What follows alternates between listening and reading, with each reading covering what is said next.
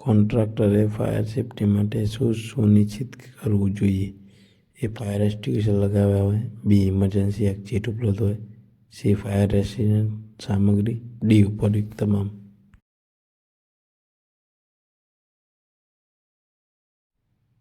Structural fire પ્રોટેક્શનનો અર્થ શું છે?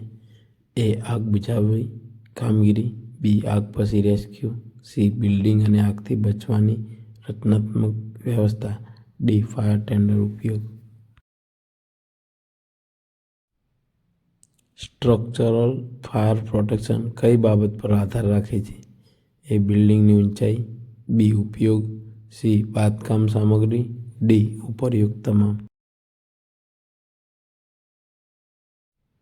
Fire resistant period નો અર્થ શું છે? એ. આગ લાગવાનો સમય. બી. આગ બુઝાવવાનો સમય.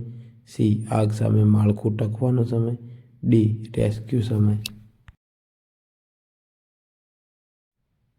આરસીસી સ્ટ્રક્ચર સામાન્ય રીતે કેટલો ફાયર રેસિસ્ટન્સ આપે છે? એ. 30 મિનિટ. બી. 1 કલાક. સી. 2 થી 4 કલાક. ડી. 10 મિનિટ.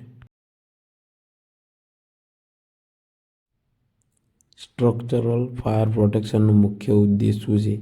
એ. આગ ફેલાય નહીં. બી. લોકોને સુરક્ષિત બહાર કાઢવા સમય મળે. સી. બિલ્ડિંગ ન તૂટી પડે. ડી. ઉપરયુક્ત તમામ.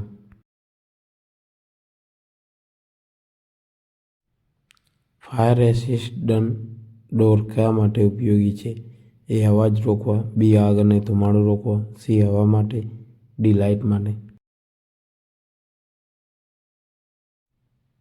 સ્ટ્રક્ચરલ ફાયર પ્રોટેક્શન ક્યારે સૌથી મહત્વપૂર્ણ છે? એ. આગ પછી. બી. આગ સમયે. સી. આગ પહેલા. ડી. રેસ્ક્યુ પછી. લોડ બેરિંગ વોલનો ફાયર સેફટીમાં ફાયદો શું છે? એ. આગ ફેલાવે. બી. સ્ટ્રક્ચર સ્ટેબલ રાખે. સી. ધુમાડો વધારશે. ડી. રેસ્ક્યુ અટકાવે. સ્ટ્રક્ચરલ ફાયર પ્રોટેક્શન ફેલિયરનું પરિણામ શું થાય? એ. આગ નિયંત્રિત. બી. બિલ્ડિંગ ધરાશયી થવાની શક્યતા. સી. પાણી બચત. ડી. ફાયર ટેન્ડર મોડું આવે.